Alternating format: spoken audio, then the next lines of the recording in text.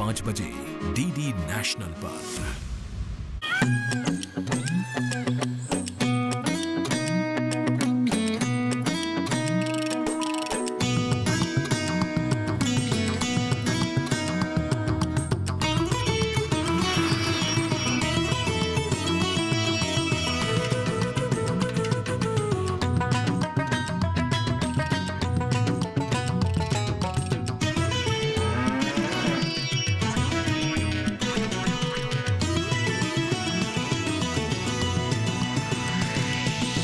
DD किसान, बदलते भारत की शान।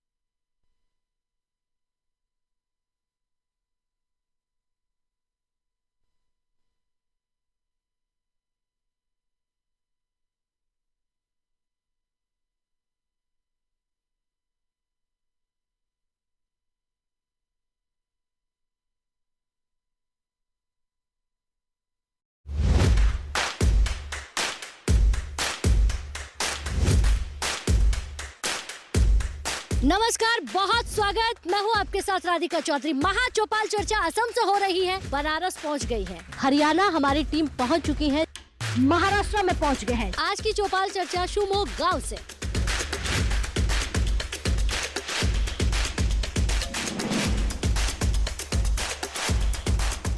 किसान की आमदनी दुगनी होती जा रही है। बदलाव बहुत आ गया खेती में। देखिए चौपाल चर्चा मेरे साथ। भारत के कोने कोने से देखिए कार्यक्रम चौपाल चर्चा, सोमवार, बुधवार और शुक्रवार सुबह 9 बजे सिर्फ दूरदर्शन किसान पर। डीडी किसान, बदलते भारत की शान।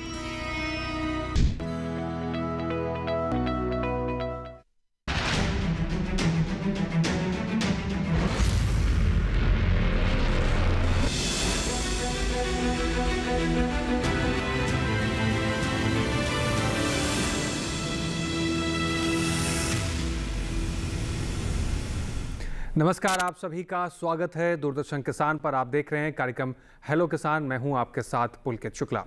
हेलो किसान के इस कार्यक्रम में हम करते हैं अपने किसान भाइयों की खेती किसानी को आसान और करते हैं उनकी समस्याओं का समाधान।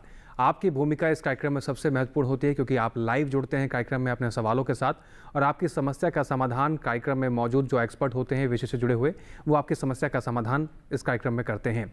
हमेशा की तरह अलग अलग विषय लेकर हम हेलो किसान के इस कार्यक्रम के माध्यम से आप तक हाजिर होते हैं। तो आज कौन से ऐसे विषय लेकर हम हाजिर हुए हैं जिन विषयों से जुड़कर आप अपने सवाल पूछ पाएंगे, आपकी समस्या का समाधान हो पाएगा, नजर डालेंगे आज के विषय पर। तो हेलो किसान में आज हम जिन विषयों पर बात करेंगे वो विषय इस प्रकार से रहेंगे। गोभी वर्गीय सब्जियों की खेती में आपको कैसे आगे बढ़ना है, इस विषय से जुड़े कोई भी सवाल है तो आप पूछ सकते हैं। गन्ने में कीट और रोग नियंत्रण कैसे करना है जिससे आपको अच्छी फसल मिल सके, ये दोनों विषय बहुत महत्वपूर्ण है। किसान भाई अच्छी खासी उत्पादन फसल की कैसे ले सकते हैं, जब इन दोनों विषयों की महत्वपूर्ण जानकारी किसान भाइयों के पास होगी। इन दोनों विषय से जुड़े आपके कोई भी सवाल है, मन में कोई संशय है, कोई समस्या आपको इन दोनों विषय में देखने को मिल रही है, तो आप इन 3 माध्यमों का इस्तेमाल करके इस कार्यक्रम से जुड़िए। अपने सवालों के साथ आपकी समस्या का समाधान किया जाएगा। 3 माध्यम कौन से हैं? पहला माध्यम है टोल फ्री नंबर का। टोल फ्री नंबर नोट कर सकते हैं आप 1800-113060, 1800-113061। फ़ोन करते समय किसान भाई ज़रूरी रूप से ध्यान रखें कि आप जब फ़ोन कर रहे हों तो आपकी टेलीविज़न की आवाज़ कम हो और आपके फ़ोन में एक बेहतर नेटवर्क स्थापित हो ताकि एक बेहतर संवाद को बनाया जा सके और आपकी समस्या का समाधान उचित रूप से किया जा सके। जिन किसान भाइयों का फ़ोन नहीं लग पाता वो किसान भाई व्हाट्सअप के ज़रिए अपने सवाल हम तक पहुँचा सकते हैं। आप व्हाट्सअप नंबर नोट कर सकते हैं 8800520717। व्हाट्सअप करते समय किसान भाई जहां से अपने सवाल हमें भेज रहे हैं, जगह का नाम, अपना नाम सवाल के साथ लिखना बिल्कुल ना भूलें। इसके साथ ही किसान भाई ईमेल का भी इस्तेमाल करके इस कार्यक्रम से जुड़कर अपने सवाल हम तक पहुंचा सकते हैं। आप हमारी ईमेल आईडी नोट कर सकते हैं hellokisan2015@gmail.com। तो इन 3 माध्यमों का इस्तेमाल कीजिए और आपके कोई भी सवाल विषय से जुड़े हुए हैं तो आप हम तक अपने सवाल पहुंचाइए। आपकी समस्या का समाधान इस कार्यक्रम के माध्यम से किया जाएगा। अब रुक करते हैं उन एक्सपर्ट्स का जो आपकी समस्या का समाधान लाइव इस कार्यक्रम से माध्यम से करेंगे और हमारे स्टूडियो में मौजूद हैं। तो सीधा रुक करते हैं उनकी तरफ और स्वागत करते हैं डॉक्टर श्रवण सिंह जी का। डॉक्टर श्रवण सिंह जी, आपका स्वागत है। आप प्रधान वैज्ञानिक हैं, शाकीय विज्ञान संभाग, भारतीय कृषि अनुसंधान संस्थान, पूसा, नई दिल्ली से। इसके साथ ही हमारे साथ दूसरे खास मेहमान हैं डॉक्टर संजीव कुमार पाठक जी। डॉक्टर पाठक जी, आपका भी बहुत स्वागत है। आप प्रसार अधिकारी हैं, गन्ना शोध संस्थान, शाहजहांपुर, उत्तर प्रदेश से। आप दोनों मेहमानों का आप स्वागत करते हैं कार्यक्रम हेलो किसान की। चर्चा की शुरुआत डॉक्टर श्रवण सिंह से करते हैं। डॉक्टर श्रवण सिंह जी, जब हम गोभी वर्गीय सब्जियों की खेती की बात करते हैं, गोभी एक ऐसी सब्जी है जो हमारे देश के चाहे हम आम जनमानस की बात करें, चाहे किसानों की आर्थिक स्थिति की बात करें, और सब्जियों में गोभी का एक बहुत महत्वपूर्ण योगदान होता है। गोभी की वर्गीय सब्जियों की खेती की हम बात करते हैं तो इस समय नज़दीक आ गया है और सर्दियों में इसका उत्पादन ज़्यादा लिया जाता है। अगर अभी से तैयारी किसान भाई शुरू करें तो किस प्रकार से तैयारी करना शुरू कर सकते हैं? देखिए किसान भाइयों, ये जो सर्दियों का समय है, गोभी वर्गीय सब्जियां मुख्यतः हमारे भारत में उगाई जाती हैं। इसमें फूल गोभी और पत्ता गोभी दोनों हैं। और आजकल आप देखते हैं ब्रोकली एक तीसरी फसल भी जुड़ गई है और इन तीनों फसलों की अभी बुआई का समय आ गया है। बिल्कुल सितंबर से आप शुरू कर सकते हैं। फूल गोभी तो पहले भी मई जून से भी शुरू कर देते हैं किसान भाई, लेकिन पत्ता गोभी और ब्रोकली का बिल्कुल सही बुआई का ये समय है। उचित किस्मों का चयन करें और सही तरीके से इसकी पौध बनाएं और सही स्रोत से बीज लें, बीजों का उपचार करें, अच्छे तरीके से उसकी पौध बनाएं और सही तरीके से उसको लगाएं। उठी हुई मेड़ियों के ऊपर जल भराव वाली स्थिति का ध्यान रखें।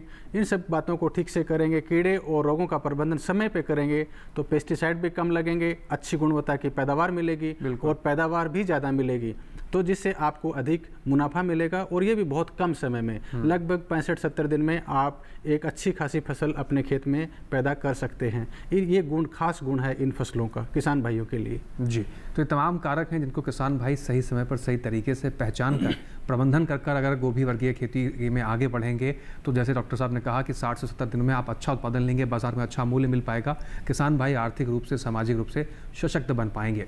फिलहाल इस विषय से जुड़ी और क्या कुछ खास जानकारियां हैं, आइए देख लेते हैं एक रिपोर्ट के जरिए।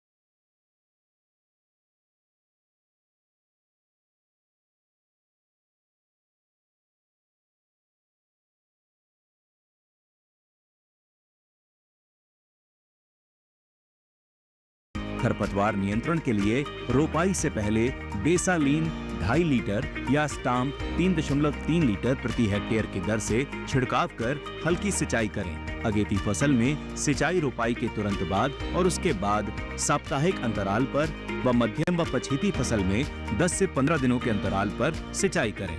वहीं फूल गोभी की बात करें तो इसके लिए अगस्त के अंत से सितंबर प्रारंभ तक नर्सरी तैयार करें। नर्सरी तैयार करने के लिए मिट्टी को कवकनाशी जैसे फार्मेल्डिहाइड की 25 से 30 मिलीलीटर 1 लीटर पानी में मिलाकर नर्सरी वाले क्षेत्र में छिड़कना चाहिए और नर्सरी को पॉलीथीन शीट से ढक दें। इसके करीब 15 दिनों बाद बुआई करें। किस्मों की बात करें तो किस्मों का चयन अपने इलाके के हिसाब से और कृषि विशेषज्ञों की सलाह से करें।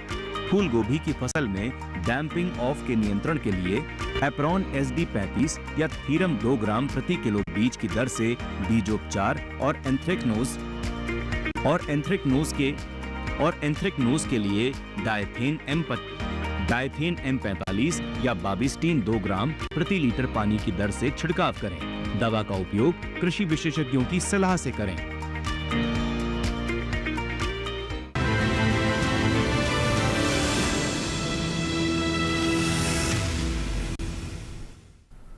तो गोभी वर्गीय खेती में आपको कैसे आगे बढ़ना है, किन किन बातों का आपको ध्यान रखना है, रिपोर्ट के जरिए हमने कुछ जानकारियां समझी हैं, लेकिन इनको धरातल पर कैसे उतारना है, किस प्रकार से आप इसमें अपनी भागीदारी दे सकते हैं और बेहतर उत्पादन ले सकते हैं, इसको भी हम समझेंगे अपने डॉक्टर श्रवण सिंह जी से। लेकिन बहरहाल अपने दूसरे विषय की ओर रुख करते हैं और जानते हैं कि गन्ने में कीट और रोग प्रबंधन करके आप कैसे गन्ने की अच्छी फसल ले सकते हैं और किन क्रियाओं को अपनाकर आप रोग और कीट से अपनी फसल को बचा सकते हैं। डॉक्टर पाठक जी का रुख करते हैं। डॉक्टर पाठक जी, अगर देखा जाए तो गन्ने की फसल हमारे किसान भाइयों के लिए एक बहुत महत्वपूर्ण फसल का काम करती है। खासकर उत्तर प्रदेश के किसानों की बात करें, शाहजहांपुर से आप आते हैं, कई किसानों के आर्थिक जीवन को ये मजबूत करती है गन्ने की फसल। और अगर गन्ने की फसल में सही समय पर कीट और रोग का प्रबंधन नहीं किया जाए तो किसान भाइयों को बहुत नुकसान हो सकता है। अभी देश भर के तमाम हिस्सों में बहुत ज़्यादा बरसात हुई है। उत्तर प्रदेश के तमाम हिस्सों की अगर बात करें जहां गन्ना लगा हुआ है, या फिर देश के कई हिस्सों की बात करें जहां गन्ना लगा हुआ है, बरसात के मौसम से निकल के अब हम शीतकालीन सत्र की तरफ जा रहे हैं। इस दौरान में कौन से किसान भाइयों को सावधानियाँ सबसे ज़रूरी है जो किसान भाई नेगलेक्ट कर देते हैं, नहीं ध्यान देते हैं? इस समय गन्ने की फसल जो है, विशेष रूप से अगर उत्तरी भारत की बात करें हम, तो जुलाई, अगस्त और सितंबर का ये महीना गन्ने की फसल के लिए ग्रैंड ग्रोथ फेज का होता है जी। ग्रैंड ग्रोथ फेज का मतलब ये है कि गन्ना अपनी कुल बढ़वार का इन्हीं 3 महीनों में 80%, लगभग 80% बढ़वार इन्हीं 3 महीनों में पूरा करता है। और इस समय गन्ना प्रति सप्ताह 4.9 इंच की दर से बढ़वार करता है। तो इस हिसाब से ये समय किसान भाइयों के लिए विशेष रूप से ध्यान देने की जरूरत है कि अगर किसी बीमारी अथवा किसी कीट की वजह से हमारी फसल अगर 15 दिन 20 दिन भी अगर डिले हो गई तो 1 फीट 1.25 फीट बढ़वार, लंबाई की बढ़वार हमारी वैसे भी प्रभावित हो जाती है। इस समय जो विशेष रूप से ध्यान देने की जरूरत है, जो गन्ने में जिसको कैंसर, गन्ने का कैंसर कहते हैं, रेड रॉट डिजीज जिसको कहते हैं, गन्ने का लाल सड़न बीमारी कहते हैं, इसके लक्षण भी इन्हीं महीनों में दिखाई पड़ते हैं। तो किसान भाइयों को ये देखने की जरूरत है कि जो हमारी लाल सड़न रोग से बीमारी आ रही है इस समय, उसमें गन्ने के अगोले में सबसे ऊपर की जो पत्तियां होती हैं वो एक या दोनों किनारे से सूखनी प्रारंभ कर देती हैं और धीरे धीरे देखते देखते पूरा अगोला सूख जाता है। और जब गन्ने के तने को फाड़ करके देखते हैं तो पूरा गन्ने का अंदर का हिस्सा लाल हो जाता है, उसमें जगह जगह सफेद धब्बे दिखाई पड़ते हैं। तो इस तरह के लक्षण अगर किसान भाई को दिखाई पड़े तो तुरंत पूरे बिना किसी लालच के पूरे गन्ने को क्लम को जड़ सहित उखाड़ करके नष्ट कर दें और जहाँ से उसको उखाड़ें वहाँ पे उसको कार्बेंडाजिम या थायोफिनेट मेथिल की ड्रेंचिंग जरूर कर दें। इससे क्या होगा कि जो स्वस्थ पौधे हैं वहाँ पे संक्रमण नहीं होने पाएगा। और दूसरी चीज़ ये है कि इस समय गन्ने के जहाँ पे ये प्रभावित है, जहाँ ये बीमारी लगी हुई है, उस खेत की मेड़बंदी कर दें, क्योंकि मानसून सत्र चल रहा है, बरसात चल रही है, तो इसका पानी अगर स्वस्थ फसल में जाएगा तो वो भी हमारी प्रभावित हो जाएगी। और दूसरी ये चीज़ है कि ये बीमारी खास विशेष रूप से गन्ने की जो लोकप्रिय किस्म रही है को 0238, उसमें इसका प्रकोप बहुत ज़्यादा देखने में आ रहा है। तो आगामी जो शरदकालीन गन्ने की बुआई का समय आ रहा है या फिर उसके बाद बसंतकालीन गन्ने की बुआई का समय जो आएगा, उसमें मेरा किसान भाइयों से ये है कि जो रोग, लाल सड़न रोग के प्रति रोगरोधी गन्ने की किस्में हैं उन्हीं की बुआई करें, ऐसी किस्मों की बुआई ना करें जो रोगग्राही हैं। तो विशेष रूप से ये ध्यान देने की जरूरत है इस मानसून काल में, जो सबसे गन्ने की भयंकर बीमारी है, जिसके कारण गन्ने की जो किस्में होती हैं वो खेती से बाहर हो जाती हैं। इसमें विशेष रूप से ध्यान देने की ज़रूरत है। इसके अलावा और कई बीमारियां हैं जिस पे हम आगे भी चर्चा करेंगे, लेकिन विशेष रूप से इस पे किसान भाइयों को विशेष ध्यान देने की ज़रूरत है। जी, तो किसान भाई इस बात को महत्वपूर्ण तरीके से लें और जिस प्रकार से डॉक्टर पाठक जी ने इसका समाधान बताया है, उस प्रकार के समाधान को करके अपनी गन्ने की फसल को आप बचा सकते हैं अगर इस प्रकार के संकेत आपको देखने को मिलते हैं। और किस प्रकार के तरीकों को अपनाकर हम कीट और रोगों से अपने गन्ने की फसल को बचा सकते हैं और क्या संकेत हमें मिलते हैं, ये भी हम समझेंगे। लेकिन फिलहाल इस विषय से जुड़ी एक महत्वपूर्ण रिपोर्ट पर आइए नजर डालते हैं। पहले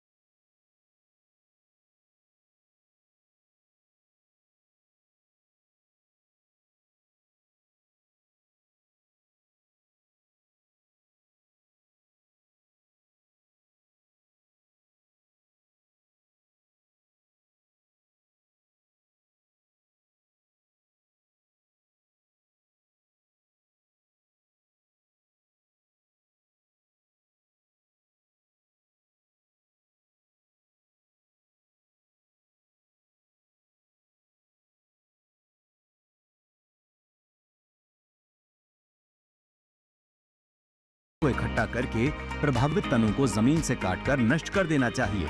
तलहटी वाले खेतों में पेड़ी की फसल नहीं लेनी चाहिए। वहीं अगर रोगों की बात करें तो गन्ने में पत्ती की लाल धारी रोग का प्रकोप जून से सितंबर से फसल के अंत तक रहता है। गन्ने की पत्तियों पर लाल रंग की धारियां निचली सतह पर पड़ जाती हैं। इसके अत्यधिक प्रकोप की दशा में पूरी पत्ती लाल हो जाती है। वहीं लाल सड़न रोग का प्रकोप जुलाई से फसल के अंत तक रहता है। ऊपर से तीसरी और चौथी पत्ती सूखने लगती है। पत्ती की लाल धारी और लाल सड़न रोग की रोकथाम के लिए रोग प्रतिरोधी किस्मों का ही उपयोग करना चाहिए। अगर किसी बीज गन्ने के कटे हुए सिरे या गांठों पर लालिमा दिखे तो ऐसे सेट का उपयोग नहीं करना चाहिए। स्वस्थ बीज गन्ना की बुआई करनी चाहिए। इस तरह किसान अगर समय रहते कीट और रोगों पर नियंत्रण करने के उपाय कर लें तो अच्छी फसल ले सकते हैं।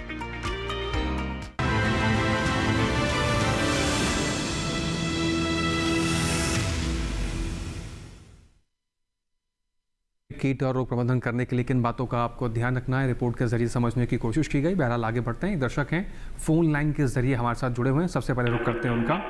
कन्हैयालाल प्रजापति उज्जैन मध्य प्रदेश से जुड़े हुए हैं। कन्हैयालाल जी, अपने टेलीविजन की आवाज़ कम कर लीजिए और अपना सवाल पूछिए। कन्हैयालाल जी, आप हमें सुन पा रहे हैं तो टेलीविजन की आवाज़ कम कर लें, आपसे निवेदन है, फिर अपना सवाल पूछें। हाँ, नमस्कार। नमस्कार जी। मैं ग्राम बागोरा लगता जिला उज्जैन। जी, सवाल पूछिए। हाँ, हम गन्ने की फसल लगाना चाहते हैं तो किस तरीके से लगाया जाए और अगर कोई बीमारी भी आ जाए तो किस दवाई का नियंत्रण पा सकते हैं? जी बिल्कुल जी। अगर आप गन्ने की खेती करना चाहते हैं और ये चाहते हैं कि कीट और बीमारियों से मुक्त रहे तो दो बातों का आपको विशेष रूप से ध्यान रखना होगा। बुआई के समय बीज का उपचार और मृदा का उपचार, ये दो बातों का आपको ध्यान रखना पड़ेगा। मिट्टी का उपचार आप जैविक से ट्राइकोडर्मा से आप करें और जो बीज का उपचार है वो कार्बेंडाजिम 0.1% अथवा थायोफिनेट मेथिल के 0.2% घोल से आप बीज को जो 1 आंख के टुकड़े या 2 आंख के टुकड़े हैं उनको आप घोल में कम से कम 10 मिनट तक डुबो करके तब आप गन्ने की बुआई करें गन्ने की लाइनों में। और मिट्टी के उपचार के लिए जब आप खेत की तैयारी कर रहे हैं तो अंतिम जुताई से पहले 10 किलोग्राम ट्राइकोडर्मा 1 से 2 कुंटल गोबर की सड़ी हुई खाद में मिला करके आप खेत में प्रयोग करें। तो इससे काफ़ी हद तक हम कीट और बीमारियों से अपनी फसल को मुक्त रख सकते हैं और इससे हमारा जमाव भी बेहतर होगा और आपकी उपज में वृद्धि होगी। जी, तो कन्हैयालाल जी, आप इस प्रकार से गन्ने की खेती में आगे बढ़कर अच्छा खासा मुनाफा ले सकते हैं और इन तरीकों को अपनाएंगे तो आप अच्छा खासा उत्पादन लेंगे बिना किसी नुकसान के। डॉक्टर श्रवण सिंह जी का रुख करते हैं। डॉक्टर श्रवण सिंह जी, अगर हम बात कर रहे हैं गोभी वर्गीय खेतों की तो किसान भाई ज़्यादातर हम देखते हैं पत्ता गोभी और फूल गोभी की तरफ ही खेती के लिए आगे बढ़ते हैं। अगर हम ब्रोकली या गांठ गोभी की तरफ किसान भाइयों को प्रेरित करें, कितना बदलाव उनकी आर्थिक स्थिति में देखने को मिल सकता है और खेती किसानी में क्या इससे बदलाव लाया जा सकता है किसानों की ज़िंदगी में?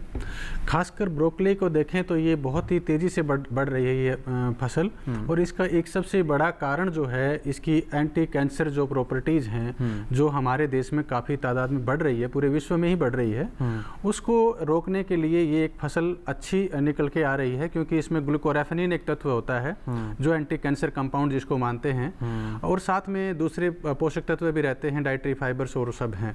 तो जो जागरूक उपभोक्ता हैं वो इस फसल को बाजार से खरीदते हैं तो बाजार में इसकी आवक भाव अच्छा रहता है।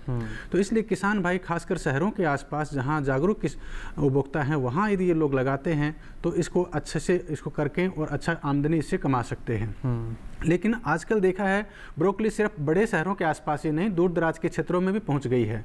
तो किसान भाई इसकी फसल लें और अधिक से अधिक पैदावार करके और यदि करते हैं तो उनको बहुत अच्छा इससे मुनाफा हो सकता है। इसकी किस्मों की बात करें तो भारत में क्योंकि ये नई फसल आई है इसकी कुछ किस्में ही विकसित हुई हैं अभी देश में। पालम समृद्धि के नाम से पालमपुर कृषि विश्वविद्यालय ने निकाली है। पूसा KTS एक जो पूसा संस्थान के कटराइन स्टेशन है उसने निकाली है। इसके अलावा पंजाब ब्रोकली एक है, शेरे कश्मीर है, ऐसे 4-5 किस्में हैं जो भारत में ही विकसित हुई हैं। किसान भाई उनको लेके इनकी खेती कर सकते हैं और ये बिल्कुल सही समय है उसको लगाने का। और ये देखा गया है कि ब्रोकली को आजकल माइक्रोग्रीन्स के रूप में भी खाने लग गए हैं, छोटा छोटा उगा करके भी उसको खाने लग गए हैं क्योंकि वो तत्व उस अवस्था में भी उपलब्ध हो जाता है। तो इसलिए ये बड़ी अच्छी फसल निकल के आ रही है ब्रोकली की। और पूसा संस्थान ने एक नई किस्म निकाली है, पूसा पर्पल ब्रोकली 1, जो बैंगनी रंग का जिसमें सिरा बनता है। ये अभी लगाने का बिल्कुल उत्तम समय है, अच्छी पैदावार है, लगभग 18 टन प्रति हेक्टेयर तक की पैदावार हो जाती है और खाने में हरी ब्रोकली से भी ज़्यादा स्वादिष्ट ये रहती है। वो तत्व तो है ही जो एंटी कैंसर से रोकता है, कैंसर जैसी बीमारियों से रोकता है। ग्लूकोरेफेनिन तो है ही, साथ में एंथोसाइनिन भी इसमें है, तो इसलिए दो तत्व इसमें उपस्थित हैं।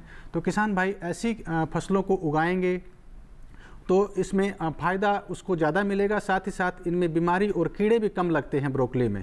तो इसलिए इसमें पेस्टिसाइड्स का रेजिड्यू भी कम रहता है। किसान भाइयों को ज़रूरत नहीं है कि उसमें बहुत सारे पेस्टिसाइड डालें, तो ये भी उसका एक दूसरा फ़ायदा है जो उपभोक्ताओं तक पहुंचता है। किसान तक तो आमदनी होती ही है और उपभोक्ताओं तक भी ये फ़ायदा करने वाली फसल है। इसका अच्छा भविष्य है हमारे देश में, तो किसान भाई इसकी तरफ भी अपना रुझान करें। जी, तो किसान भाई अगर देखा जाए तो गोभी के जब वर्गीय खेती की बात कर रहे हैं तो ब्रोकली को भी एक ऑप्शन लेकर चल सकते हैं। और ब्रोकली में जैसे बताया डॉक्टर साहब ने कि मार्केट भी दिन ब दिन इसका बढ़ रहा है और पूसा संस्थान द्वारा विकसित की गई ऐसी कई किस्में जिसका किसान भाई लगाकर न केवल अपने स्वास्थ्य को बेहतर कर सकते हैं बल्कि आमदनी के तौर पर भी किसान भाई अच्छी खासी कमाई कर सकते हैं। फिलहाल यहाँ वक्त हो गया एक छोटे से ब्रेक का। ब्रेक के उस पर कुछ और महत्वपूर्ण बातों को जानेंगे अपने एक्सपर्ट से। आप बने रहें, देखते रहें कार्यक्रम हेलो किसान।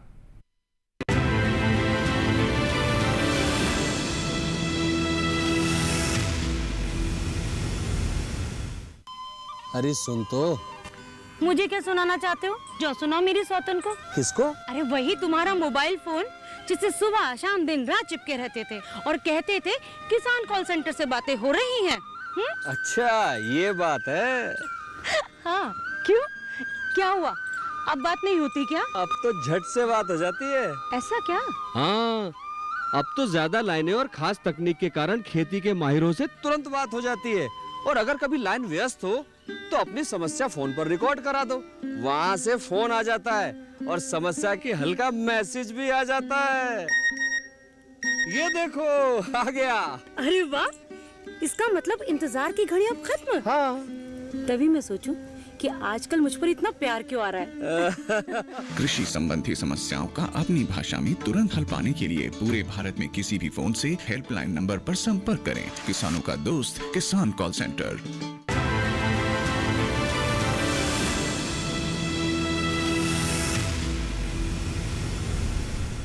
ब्रेक के बाद एक बार फिर से आप सभी का स्वागत है। कार्यक्रम हेलो किसान देख रहे हैं आप। कार्यक्रम में आगे बढ़ते हैं। एक दर्शक हमारे साथ फोन लाइन के जरिए जुड़े हुए हैं, उनका रुख कर लेते हैं। नरेश हैं अंबाला हरियाणा से। नरेश जी आपका स्वागत है। टेलीविजन की आवाज़ कम कर लें, सवाल पूछें।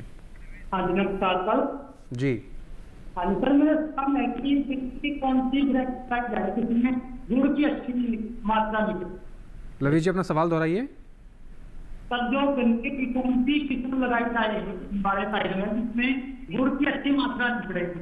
जी लवी जी आपका सवाल महत्वपूर्ण है। डॉक्टर पाठक जी का रुख करते हैं। डॉक्टर पाठक जी, गन्ने की कौन सी किस्म लगाई जाए जिससे आपको गुणवत्तापूर्वक।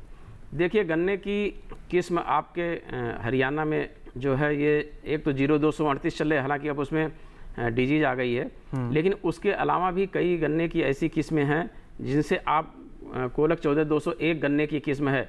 इसका गुड़ बहुत ही सुनहरा होता है, बहुत अच्छा गुड़ होता है 14201 का। कोलक 14201 आप लगा सकते हैं। इसके अलावा कोसा 08272 इसका भी गुड़ बहुत अच्छा होता है। तो गुड़ के पर्पज़ से अगर आप लगाना चाहते हैं तो ये वैरायटियाँ बहुत अच्छी हैं। को 15023 भी गुड़ के पर्पज़ से बहुत अच्छी वैरायटी है। तो इनकी बुआई करके आप गुड़ उत्पादन बेहतर ढंग से कर सकते हैं और उत्तम क्वालिटी का गुड़ प्राप्त कर सकते हैं। जी डॉक्टर पाठक जी, हाँ, जैसे हम कीट और रोगों की बात कर रहे हैं, बहुत सारे कीट ऐसे होंगे जो अलग अलग समय पर आते हैं। उन समय की पहचान करना कितना आवश्यक होता है और किस प्रकार से हम पहचानें कि इस समय हमें विशेषकर ध्यान देना है कि अब ये समय नज़दीक आ गया है। चाहे कोई भी XYZ रोग का हम नाम लेते हैं, उस रोग को बढ़ने की क्षमता हो जाती है, बढ़ने का समय आ जाता है, तो उस समय खासकर किसान भाई नज़र बना के रखें, देखभाल में बढ़ोतरी करें ताकि रोग से बचाया जा सके। अगर हम कीटों के समय की बात करें, जैसा कि आप कह रहे हैं, तो सबसे पहले ध्यान देने की ज़रूरत है कि जब गन्ना जम करके हमारा तैयार होता है तो उसके बाद से लेकर के, और जब अप्रैल मई जून में टेम्परेचर बहुत अधिक होता है, गर्म हवाएं चलती हैं, तो उस समय बेधक कीटों का प्रकोप बहुत ज़्यादा होता है। ये उस बेधक कीटों में अंकुर बेधक है, अर्ली शूट बोरर है, टॉप बोरर हैं, रूट बोरर हैं। इन तीनों तरह के बेधक जो जड़ में लगते हैं उनको रूट बोरर कहते हैं। जो अंकुर बेधक हैं वो सूट में लगते हैं, जैसे ही गन्ने का अंकुरण होता है वैसे लग जाते हैं। और टॉप बोरर जो हैं गन्ने के ऊपरी हिस्से में लगते हैं। उस समय हमें विशेष ध्यान रखने की जरूरत होती है कि अगर हम उस समय बेधक कीटों का नियंत्रण कर लेते हैं तो इसके बाद जो इनकी अगली पीढ़ी आने वाली होती है उन पीढ़ियों को हम काफ़ी हद तक नियंत्रित कर लेते हैं। ये हमें उस समय विशेष ध्यान रखने की जरूरत होती है। उस समय समय पर सिंचाई करें, निराई गुड़ाई करते रहें। और अगर उनका प्रकोप हो जाता है तो शुरुआती दौर पे ही कई बार क्या होता है कि जैसे ही किसी कुछ क्लम्प में लगता है तो किसान भाई सीधे रसायन पे चले आते हैं।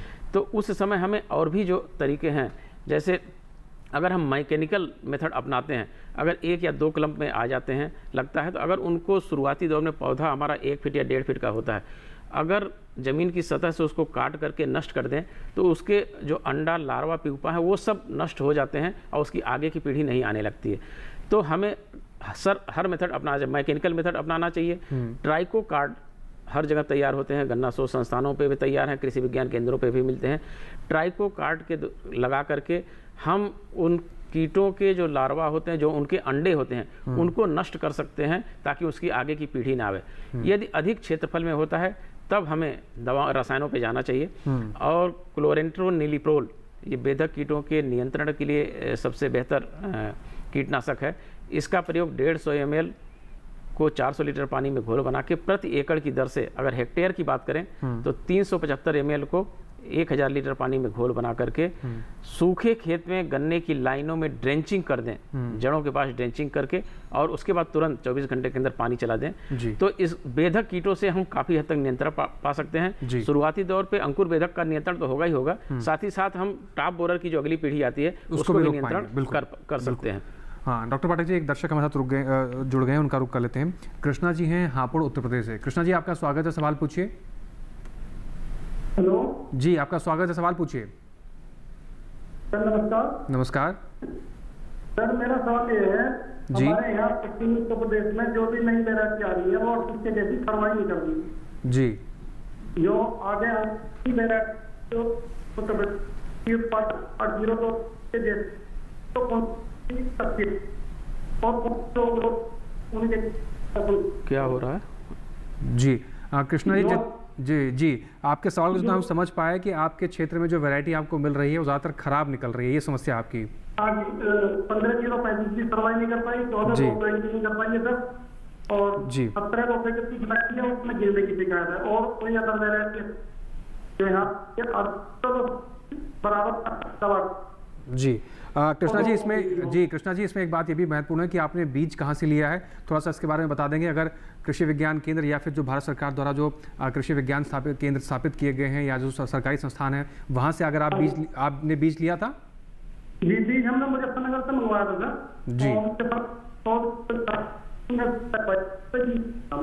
जी। कृष्ण जी आपकी समस्या का समाधान करते हैं डॉक्टर पाठक जी, ये किस तरह की समस्या है कि इनकी इतनी वैरायटीज इन्होंने लगाई पश्चिमी उत्तर प्रदेश में और इनकी एक भी वैरायटी इनको उत्पादन नहीं दे पाई, क्या बीज में कोई दिक्कत थी या बीज उपचार नहीं कर पाए?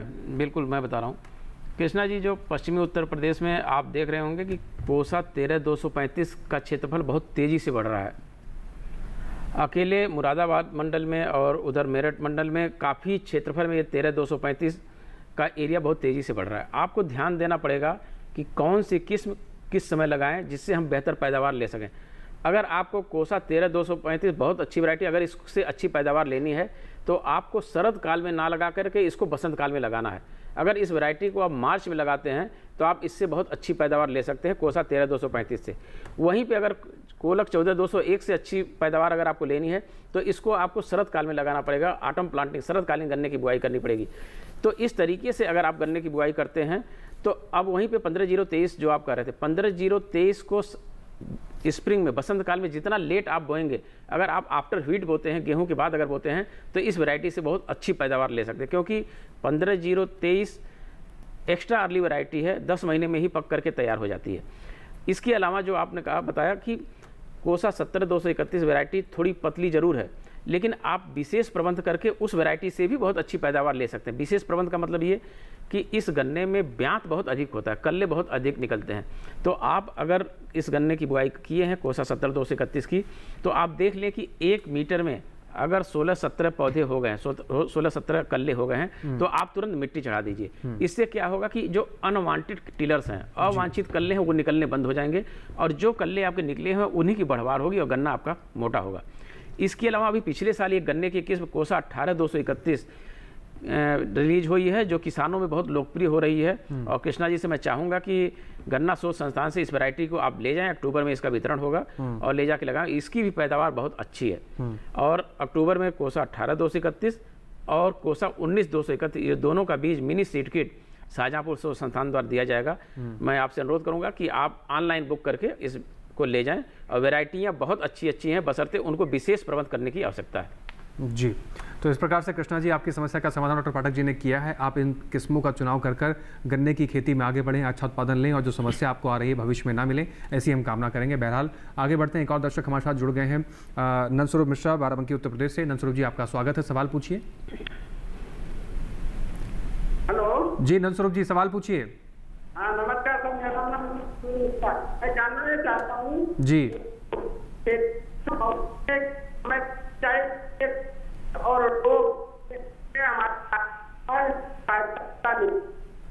नंदस्वरूप जी, आपके सवाल को हम समझ नहीं पाए, एक बार फिर से दोहराएंगे? तकनीकी समस्या की वजह से लगता है आपका सवाल हम तक पहुंच नहीं पा रहा है।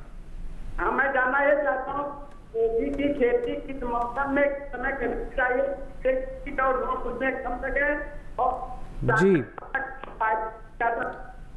जी, आपके सवाल को समझ गए हैं डॉक्टर श्रवण सिंह जी। हमारे बाराबंकी से दर्शक में जानना चाहते हैं कि बाराबंकी के हिसाब से कौन सा समय उचित है, कौन से किस्म का चुनाव करें, किस प्रकार की खेती में को अपना कर मैं गोभी की अच्छी फसल ले सकता हूं? देखिए किसान भाइयों, गोभी के अंदर 4 अलग अलग समूह होते हैं। फूल गोभी की बात करें तो उसमें अगेती समूह है, जो जिसका बुआई का समय मई जून में था, निकल चुका है। जो मध्य अगेती है उसका भी समय अगस्त का महीना था, वो भी निकल गया। अभी जो सितंबर आने वाला है, इसमें आप मध्य पछेती समूह की किस्मों का चयन करें। ये बहुत महत्वपूर्ण है, क्योंकि यदि कोई अगेती किस्म अभी लगा दी तो उसमें बिल्कुल छोटे छोटे फूल बनके और कल्ले निकल जाएंगे, जो किसी भी प्रकार से मार्केट में स्वीकार्य नहीं होगी। और एक दूसरा आता है लेट समूह है, जिसको हम स्नोबॉल ग्रुप भी कहते हैं। उसको भी आप अभी सितंबर अक्टूबर के महीनों में लगा सकते हैं। यदि कोई किसान भाई सितंबर में आप लगाना चाहते हैं, अभी तुरंत अगले सप्ताह या 2 सप्ताह 3 सप्ताह में, तो आप मध्य पछेती समूह की किस्में लें। इसमें हमारे संस्थान की पूसा पोसजा है, पूसा सूक्ति 2 किस्में हैं और एक पालम उपहार भी है। ये 3 किस्में आप हमारे सरकारी संस्थानों से ले सकते हैं और इसके अलावा प्राइवेट सेक्टर की भी कुछ किस्में हैं, उसको भी आप ले सकते हैं जो आपके क्षेत्र के लिए उचित हों। लेकिन ध्यान ये रखें कि वो किस्म मध्य पछेती समूह की हो या पछेती समूह की हो। इससे दूसरी और किस्म नहीं लें, न अगेती लें न मध्य अगेती लें। अब रही बात कितना बीज चाहिए, पहले जो अगेती और मध्य अगेती में आपको 600-700 ग्राम तक बीज की आवश्यकता होती है, क्योंकि गर्मी ज़्यादा होती है, पौधे कम बनते हैं। अभी आपको लगभग 300 ग्राम 1 हेक्टेयर क्षेत्रफल के लिए पर्याप्त मात्रा में रहते हैं, आप उसको बना सकते हैं। इसकी पौध आप ऊंची स्थान पर थोड़ा सा बरसात से बचा करके कोई स्ट्रक्चर बना के उसमें कर सकते हैं, मेड़ी में कर सकते हैं, या फिर प्रोट्रेज आजकल ज़्यादा चलन में आ रही है किसान भाई, उसमें भी इसकी पौध बना सकते हैं। खासकर ध्यान ये रखें कि बीज का उपचार जरूर करें, चाहे ट्राइकोडर्मा 5 ग्राम प्रति किलो बीज के हिसाब से इस्तेमाल करें या बाविस्टीन 2 ग्राम प्रति किलो के बीज के हिसाब से उपचार करें। बीज उपचार के बिना हम खेत में पौध तैयार करते हैं तो डैम्पिंग ऑफ की जो समस्या है वो बहुत ज़्यादा आती है, उससे आपके ज़्यादातर पौध कई बार ख़राब हो जाती है। इस बात का थोड़ा सा उपचार करें। जब पौध आप लगाएं तो मेड़ी बना करके लगाएं, लगभग आधा फीट या 1 फीट ऊंची मेड़ी बनाएं। क्यों? कि हमारे उत्तर भारत में लगभग कभी कभी अक्टूबर तक तेज बारिशें हो जाती हैं और गोभी वर्गीय सब्जियों को जलमग्नता बिल्कुल सहन नहीं कर सकती। इस बात का आप जरूर ध्यान करें और यदि जल भराव की कोई स्थिति होती भी है तो उसको तुरंत जल निकास की व्यवस्था भी करें। ये महत्वपूर्ण बात है, इसका आपने विशेष ध्यान रखना है। जी, तो नंदस्वरूप मिश्रा जी, आप इस प्रकार की प्रक्रियाओं को अपनाकर गोभी वर्गीय खेती में आगे बढ़ सकते हैं और अच्छा उत्पादन आप ले पाएंगे। तभी तमाम बातों का ध्यान रखेंगे तो ज़रूर। फिलहाल यहाँ वक्त हो गया एक और छोटे से ब्रेक का। ब्रेक के उस पार कुछ और सवालों को शामिल करते हैं। आप सभी बने रहें, देखते रहें कार्यक्रम हेलो किसान।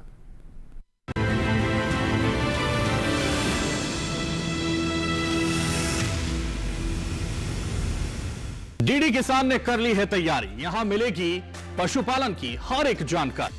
घर आंगन से लेकर व्यवसायिक फार्म तक, मुर्गी पालन से लेकर रेगिस्तान के जहाज तक, बीमारियों से पशुपालक बिल्कुल ना हो परेशान। विशेषज्ञ करेंगे आपकी समस्या का समाधान। देखिए अपना पशु चिकित्सक हर रविवार शाम 6:30 बजे दूरदर्शन किसान पर।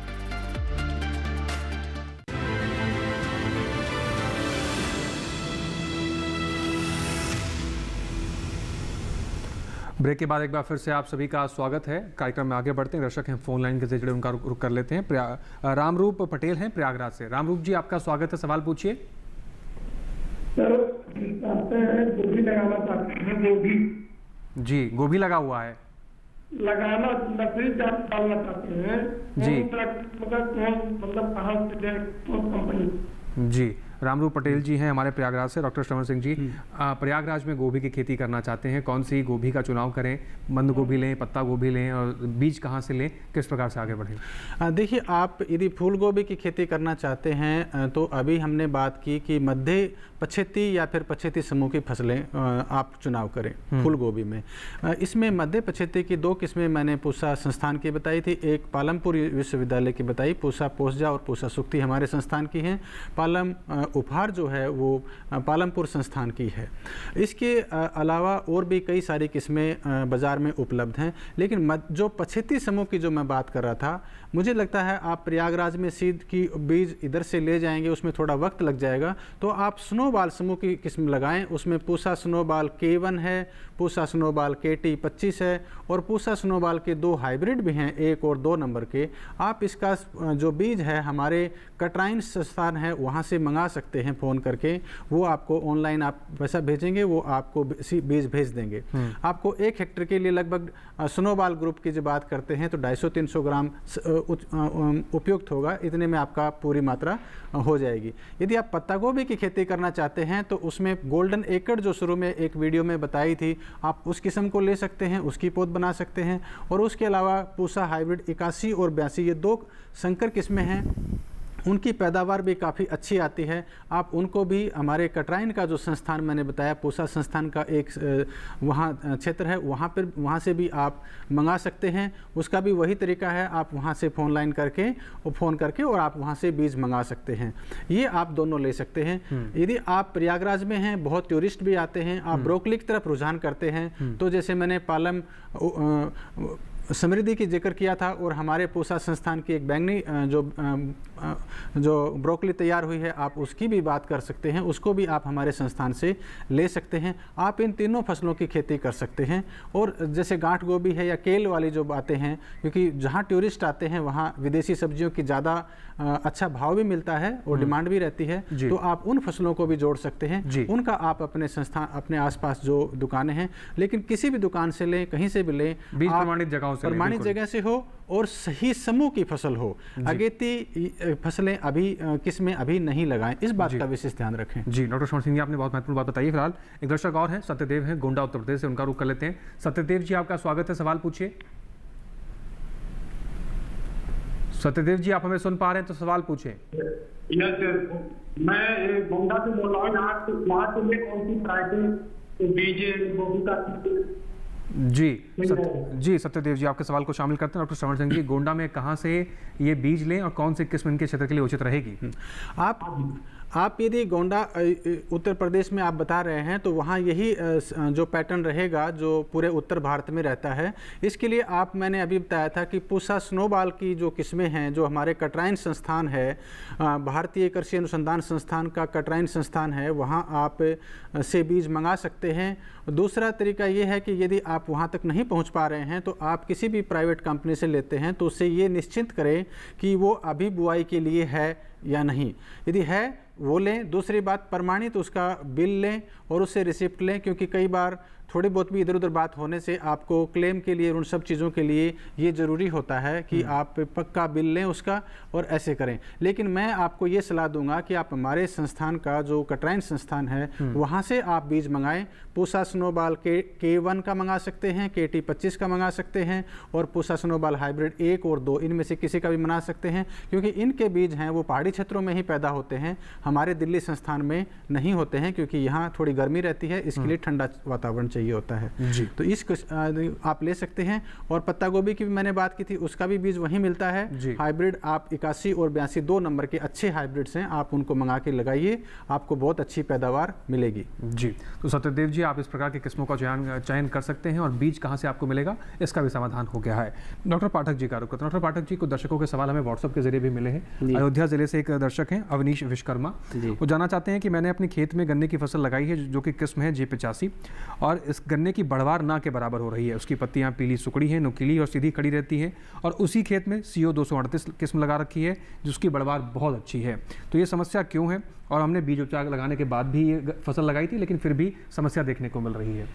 पहले तो मैं इनको बताऊंगा कि CO J85 है जो वो हमारे यहाँ उत्तर प्रदेश के, ये उत्तर प्रदेश हैं तो उत्तर प्रदेश के लिए ये स्वीकृत नहीं है क्योंकि ये रोगग्राही किस्म है।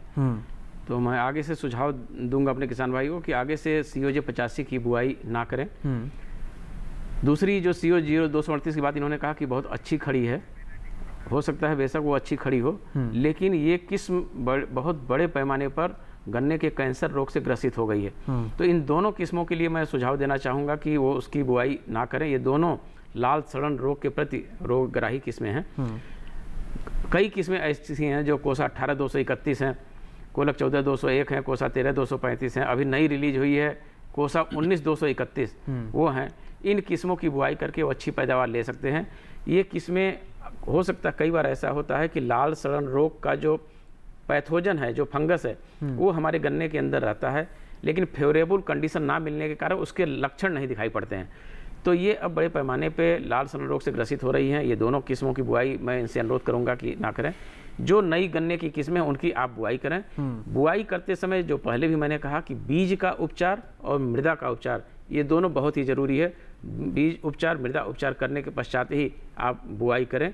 और बीज में नमी और मृदा में नमी, ये दोनों चीज़ें जब रहेंगी तो अब आप गन्ने से 70% 75% तक जमाव ले सकते हैं अगर ये इन बातों का ध्यान रखते हैं तो। साथ ही साथ एक चीज़ का और ध्यान रखना है कि गन्ने की जो बुआई करते हैं, गन्ने की जो 1 आंख के 2 आंख के टुकड़े काटे जाते हैं, ये ध्यान रखें उन गांठों पे जो आंखें हैं वो रोग ग्रसित ना हो, कीट ग्रसित ना हो, तभी हम बेहतर जमाव पा सकते हैं, अच्छी उपज प्राप्त कर सकते हैं। जी हाँ, तो इस बात का ध्यान रखें किसान भाई और इसी प्रकार से गन्ने की खेती में आगे बढ़ें। जो अयोध्या से दर्शक देख रहे हैं खासकर उनके लिए जानकारी बहुत महत्वपूर्ण थी।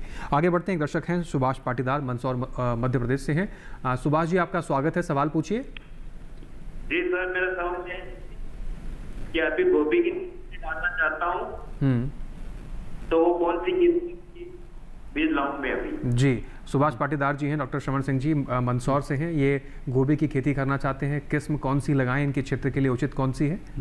देखिए, तो मध्य प्रदेश में थोड़ा सा सेंट्रल इंडिया में आ जाता है तो थोड़ा सा वहाँ ठंडक देरी से आती है, तो वहाँ आप मध्य अगेती भी लगा सकते हैं और मध्य पछेती भी लगा सकते हैं।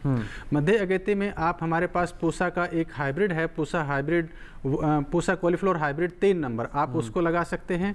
एक पूसा कॉलीफ्लावर हाइब्रिड 301 है। ये 2 अच्छे हाइब्रिड्स हैं जिनकी पैदावार लगभग 40 टन से 45 टन प्रति हेक्टेयर हमने आंकी है।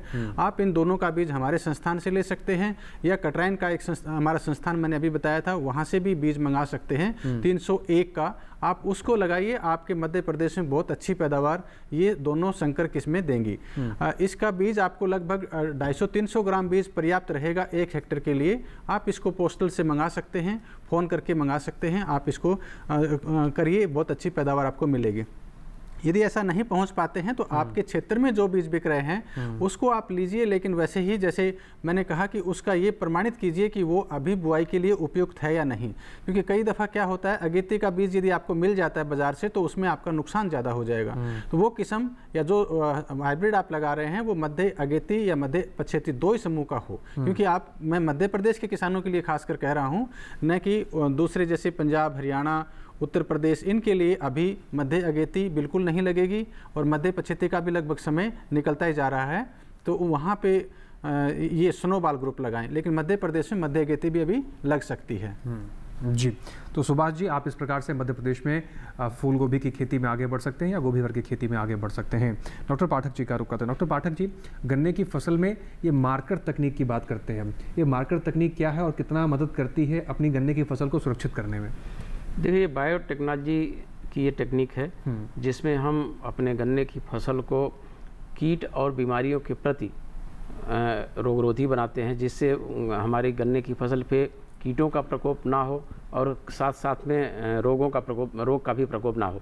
इस टेक्नोलॉजी पे काफ़ी काम भी हो रहा है। हमारे शोध संस्थान शाहजहाँपुर में भी इस पे काफ़ी काम हो रहा है और जल्दी ही इस पे कुछ ना कुछ रिजल्ट आएंगे, जिससे हम अपने गन्ने की फसल को कीट और बीमारियों से काफ़ी हद तक बचा सकेंगे, क्योंकि कई बार अचानक ऐसे कीट लग जाते हैं। अगर हम बात करें इस समय, तो इस समय गन्ने की फसल में कई कीट दिखाई पड़ रहे हैं। वाइट फ्लाई है या फिर रूट बोरर है, जड़ बेधक है, या व्हाइट ग्रब का प्रकोप भी इस समय देखा जा रहा है। तो काफ़ी हद तक अगर हम स्पेसिफिक कीट, विशेष रूप से गन्ने में नुकसान बोरर से ज़्यादा होता है, बेधक कीटों से ज़्यादा होता है।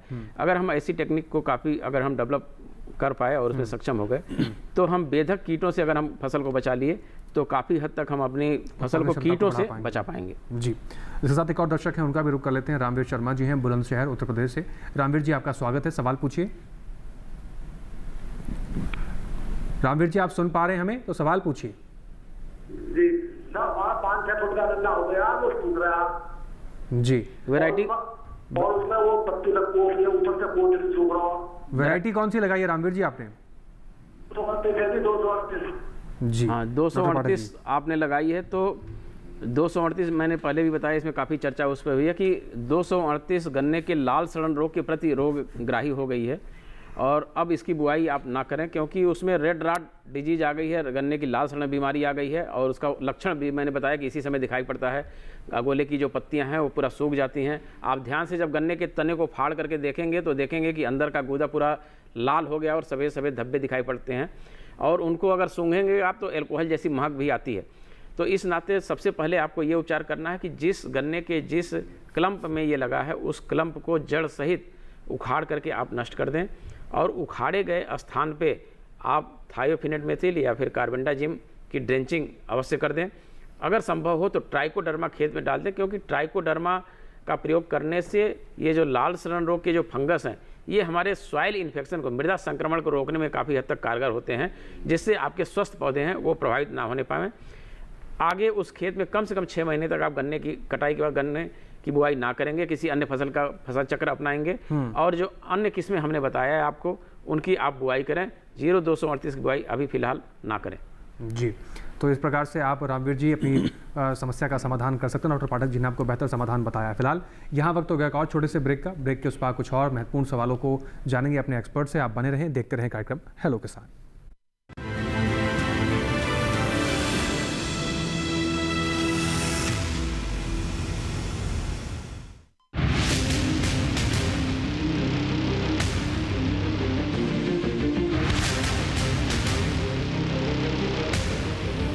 जब तपती है धरती, सूरज उगलता है आग, ठंड में जब सर्दी जमा देती सबके हाल, सब छुप जाते अपने अपने घरों में, तब बाहर निकलता सिर्फ एक इंसान, भरने के लिए हम सबका पेट, खून को पसीने की तरह देता बहा, थक जाता, झुलस जाता, हो जाता बीमार, तब उसकी सेहत का ध्यान रखता सिर्फ डीडी किसान।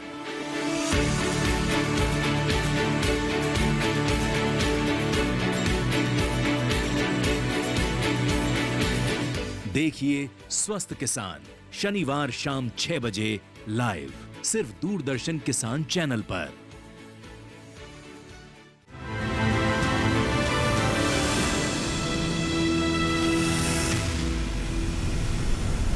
ब्रेक के बाद एक बार फिर से आप सभी का स्वागत है। आप देख रहे हैं कार्यक्रम हेलो किसान। 2 महत्वपूर्ण विषय पर हम चर्चा कर रहे हैं। तमाम हमारे दर्शकों के सवालों को हम शामिल कर रहे हैं। फिलहाल आगे बढ़ते हैं। डॉक्टर श्रवण सिंह जी का एक बार फिर से रुख कर लेते हैं। डॉक्टर श्रवण सिंह जी, तमाम बातों के साथ साथ अगर हम बात करें पोषण प्रबंधन को लेकर, गोभी वर्गीय सब्जियों की खेती की हम जब बात करते हैं, कितना महत्वपूर्ण होता है पोषण प्रबंधन करना, खरपतवारों का निवारण करना, और साथ ही साथ इसमें किस प्रकार के कीट और रोग लगने की संभावना रहती है?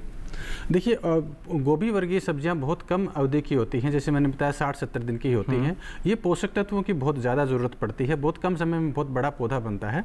इसलिए किसान भाइयों को सलाह दी जाती है कि जब खेत की तैयारी करते हैं उस समय अच्छी मात्रा में गोबर की खाद डालें।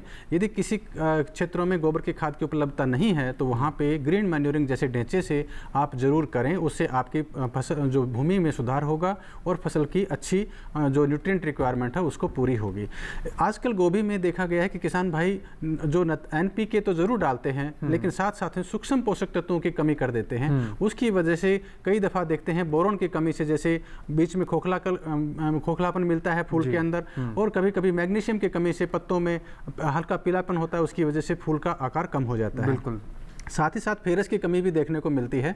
तो इसलिए किसान भाइयों को सलाह दी जाती है कि NPK तो ज़रूर आप दें, लगभग 120 किलो नत्रजन, 60 किलो पोटास, 60 किलो फॉस्फोरस आप ज़रूर दीजिए। नत्रजन को 2 तरीके से दीजिए। एक, पहले आप बेसल डोज में डालिए, और जो बची हुई 60 किलो मात्रा है उसको टॉप ड्रेसिंग में 35-40 दिन बाद में जब मिट्टी चढ़ाते हैं उस वक्त दीजिए। लेकिन सूक्ष्म पोषक तत्वों को जब फूल बनता है उससे पहले खासकर बोरोन की मात्रा लगभग 0.3%, लगभग 35 दिन की जब फसल होती है उस समय, और फिर जब 50 दिन की 55 दिन की फसल हो जाती है उस समय 2 समय आप ज़रूर दीजिए। क्योंकि हमारे क्षेत्रों में देखा गया है कि बोरोन की कमी फसल भूमि में हुई है, उसका असर फसलों पे होता है। साथ ही साथ मैग्नीशियम सल्फेट या फिर इसका जो आयरन फेरस सल्फेट है, इसकी भी मात्रा आजकल जो फसलें उगा रखी हैं किसान भाइयों ने, बारिश की वजह से इनकी उपलब्धता कम हो रही है, उसमें भी ज़रूर डालें। एक और देखा गया है कैल्शियम की कमी भी किसान भाइयों के खेतों में गोभी वर्गीय सब्जियों में दिखती है। उससे क्या होता है कि जो पौधे के अंदर के जो पत्ते होते हैं उसकी कोपल ऊपर से काली पड़ने लग जाती है। ये भी एक काफ़ी समस्या देखने में मिल रही है। उसके लिए लगभग 500 किलो भुजा हुआ चूना अपने खेत में खेत तैयारी के समय जरूर डालें। यदि नहीं डाला है तो अभी लगभग 5 ml प्रति लीटर, 5 ग्राम प्रति लीटर के हिसाब से घोल बना के उसका छिड़काव करें। जी, ये सारी प्रक्रियाएं फूल बनने की अवस्था से पहले करें, उसके बाद करने से कोई फायदा होता नहीं है, और फूल के ऊपर जाने से फूल के ऊपर दाग लग जाते हैं। इन सारी बातों का किसान भाई विशेषतः ध्यान करें।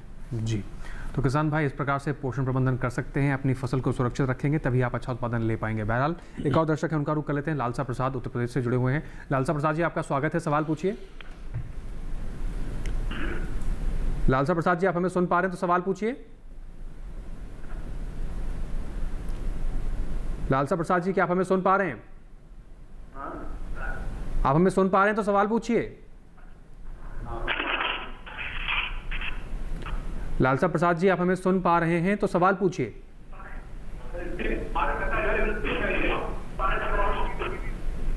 अपने टेलीविजन की आवाज कम रखिए और सवाल पूछिए। लालसा प्रसाद जी, अपने टेलीविजन की आवाज कम कर लीजिए और सवाल पूछिए।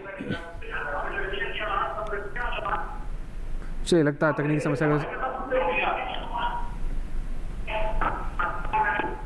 चलिए, तकनीकी समस्या की वजह से लगता है संपर्क नहीं हो पा रहा, फिर से जुड़ने का प्रयास करेंगे। फिलहाल डॉक्टर पाठक जी का रुख करते हैं। डॉक्टर पाठक जी, हमारे देश के किसान गन्ना तो बहुत ज़्यादा उत्पादन कर लेते हैं, और गन्ना बिकवाली की जब बात आती है तो कई बार किसानों की शिकायत रहती है कि हमें बहुत लंबा इंतजार करना पड़ता है, भुगतान नहीं होता है। इस चीज़ का किस प्रकार से समाधान किया जाए, और क्या सभी किसानों को सिर्फ गन्ना बेचना चाहिए, या किसान भाई वैल्यू एडिशन करके उसके उत्पाद बनाकर भी इस क्षेत्र में आगे बढ़ सकते हैं और अच्छी कमाई कर सकते हैं?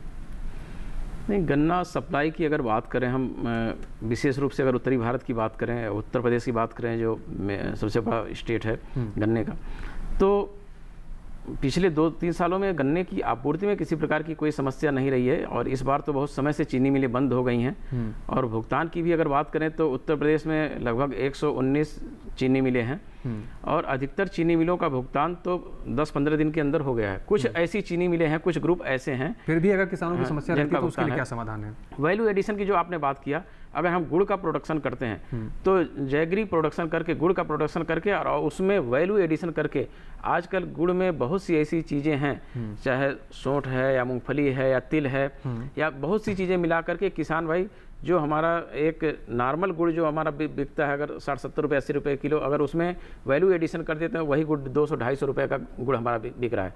तो वैल्यू एडिशन करके आप कर सकते हैं, गन्ने से सिरका बना सकते हैं, उससे उसका उत्पादन करके किसान भाई पैदा कर सकते हैं। तो ये कई माध्यम ऐसे हैं कि आप करके जैगरी का प्रोडक्शन और सिरके का प्रोडक्शन करके इन सब चीज़ों को करके किसान भाई अतिरिक्त आमदनी प्राप्त कर सकते हैं। जी डॉक्टर पाठक जी, एक और महत्वपूर्ण सवाल है, जिस प्रकार से गन्ने की फसल लेने के बाद जो गन्ने के अवशेष बचते हैं खेत में, उनका प्रबंधन किस प्रकार से करना चाहिए जिससे किसान भाइयों को नुकसान भी ना हो, और उस अवशेष का इस प्रकार से प्रबंधन कर लें जिससे हमारे खेत की जो हम कई बार जिक्र करते हैं कि मिट्टी की सेहत को बना के रखना है, वो किस प्रकार से करें?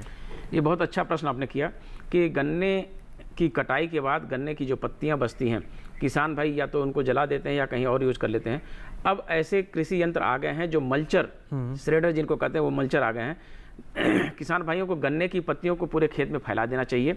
ये ध्यान रखें कि पत्तियों की जो मोटाई हो 7-8 सेंटीमीटर से अधिक ना हो।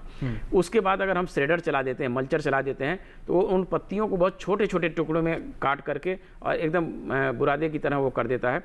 और साथ ही साथ जब हम मल्चर चलाते हैं तो गन्ने की कटाई के बाद, बावक गन्ने की कटाई के बाद जो ठूंठ ऊपर छूट जाती है उसकी भी छटाई हो जाती है, तो जो हमारे पेड़ी के पैदावार की बहुत अच्छी होती है। तो इस तरीके से वो करके किसान भाई पानी चला दें और जो उसमें 35-40 दिन 45 दिन में सड़ करके वो तैयार हो जाती है। अगर और जल्दी सड़ाना चाहते हैं तो ऑर्गेनो डीकम्पोजर 5 किलोग्राम प्रति हेक्टेयर की दर से डाल करके आप उसमें पानी चला दें तो बहुत जल्दी सड़ जाती है। और हम जानते हैं कि सड़ने के बाद वो ऑर्गेनिक कार्बन का परसेंटेज हमारे मिट्टी में बढ़ेगा, जिससे मिट्टी की जो सेहत है वो और बेहतर हो सकेगी। बिल्कुल, बहुत महत्वपूर्ण सुझाव है, किसान भाई इसको अपनाकर खेती किसानी में आगे बढ़ें। बहरहाल डॉक्टर श्रवण सिंह जी का रुख करते हैं। डॉक्टर श्रवण सिंह जी, आपसे भी यही सवाल है, समय समाप्ति की ओर इशारा कर संक्षिप्त में रखिएगा, किस प्रकार से फसल अवशेषों को प्रबंधन करें, और अगर गोभी वर्गीय सब्जियों की खेती की बात करें उसमें हम किस प्रकार से वैल्यूएशन करके अच्छा खासा मुनाफा कमा सकते हैं? देखिए, जो गोभी वर्गीय सब्जियां हैं, लगभग 1 किलो यदि हम पौधे की टोटल उसका वॉल्यूम लेते हैं तो उसमें 600 ग्राम उसका अवशेष होता है जी। यदि उसको इतनी अच्छी खाद वर्मी कंपोस्ट या जो खाद बनती है वो बहुत अच्छी बनती है गोभी वर्गीय सब्जियों की, किसान भाई उसको वेस्ट ना करें, उसको अपने खेत में वर्मी कंपोस्ट या खाद बनाने की व्यवस्था करें, उससे आपको कहीं बाहर से खाद खरीदने की जरूरत नहीं पड़ेगी। जो महत्वपूर्ण बात एक छूट गई थी कि किसान भाइयों, जो गोभी वर्गीय सब्जियों में पेस्टिसाइड या कोई भी इंसेक्टिसाइड आप डालते हैं उसको अननेसेसरली न डालें। आप पहले पहचान करें, आप उसके फिरोमोन ट्रैप्स लगाएं, उसमें कीड़े आ रहे हैं या नहीं आ रहे हैं, इस बात की जरूर पहचान करें। और उसके बाद यदि जरूरत पड़ती है तो ही आप स्प्रे करें, क्योंकि अभी जैसे जैसे ठंडक आएगी कीड़ों का प्रभाव वैसे ही बहुत कम हो जाएगा। तो आप अननेसेसरली आप कीड़े इंसेक्टिसाइड्स का इनका इस्तेमाल ना करें। बिल्कुल, बहुत महत्वपूर्ण बात डॉक्टर श्रवण सिंह जी ने बताई है। तो दर्शकों, आज ये दोनों विषय से जुड़ी हुई बहुत बारीक और बहुत महत्वपूर्ण जानकारी आप तक हमारे एक्सपर्ट्स ने पहुंचाई। उम्मीद करेंगे सभी जानकारियों से हमारे किसान भाई लाभ लेंगे, खेती किसानी में परिवर्तन कर इन दोनों फसलों से अच्छा खासा मुनाफा ले पाएंगे। डॉक्टर श्रवण सिंह जी, डॉक्टर संजीव कुमार पाठक जी, आप दोनों मेहमानों का बहुत शुक्रिया। आपने बहुत बेहतरीन तरीके से हमारे किसान भाइयों की समस्या का समाधान किया। आपका स्टूडियो में आने के लिए, समय देने के लिए आप दोनों मेहमानों का बहुत शुक्रिया। तो ये था आज का कार्यक्रम हेलो किसान। इसी प्रकार से तमाम विषय लेकर हम आपके सामने हाजिर होते रहते हैं। अगले ऐसे कौन से विषय होंगे जिन विषयों से जुड़कर हम चर्चा करेंगे, आपकी समस्याओं का समाधान करेंगे, नजर डालते हैं हेलो किसान के अगले विषय पर। बात करेंगे अगले विषय में हम ड्रैगन फ्रूट की खेती से कैसे आप अच्छा खासा मुनाफा कमा सकते हैं। साथ ही दूसरा महत्वपूर्ण विषय जो रहेगा वो रहेगा कृषि शिक्षा एवं स्वरोजगार। कृषि शिक्षा से कैसे आप स्वरोजगार पैदा कर सकते हैं और किस प्रकार से अन्य लोगों तक भी रोजगार का माध्यम बना सकते हैं। इन दोनों विषयों पर गहन महत्वपूर्ण चर्चा हम करेंगे। इन दोनों विषय से जुड़े आपके कोई भी सवाल हैं, कोई जानकारी है, कोई सुझाव हमसे चाहते हैं तो आप हमें ईमेल कर सकते हैं। आप हमारी ईमेल आईडी नोट कर सकते हैं, hellokisan2015@gmail.com। इसके अलावा किसान भाई डीडी किसान के कॉल सेंटर पर फ़ोन करके अपने सुझाव सवाल हम तक पहुँचा सकते हैं। आप डीडी किसान के कॉल सेंटर का नंबर नोट कर लीजिए, 1800-113060। सोमवार से शनिवार सुबह 6 से रात के 10 बजे तक आपकी सेवा में नंबर खुला रहता है। इसके अतिरिक्त इस कार्यक्रम की कोई भी जानकारी किसान भाइयों से छूट गई है या आप चाहते हैं कि अन्य किसानों तक इस कार्यक्रम को पहुंचाया जाए, उनको भी जागरूक किया जाए, तो आप डीडी किसान के यूट्यूब चैनल का भी इस्तेमाल कर सकते हैं। टेलीविजन स्क्रीन पर दिखाए जा रहे QR कोड को आप स्कैन कीजिए, सीधा पहुंच जाएंगे डीडी किसान के यूट्यूब चैनल पर। वहां पर भी हेलो किसान के इस कार्यक्रम को आप दोबारा से भी देख सकते हैं। इसके साथ ही आज के हेलो किसान कार्यक्रम में बस इतना ही। फिर से हाजिर होंगे नए विषय, नए मेहमान, नई जानकारियों के साथ। फिलहाल आप हमें दीजिए इजाजत, लेकिन बने रहें डीडी किसान के साथ। नमस्कार।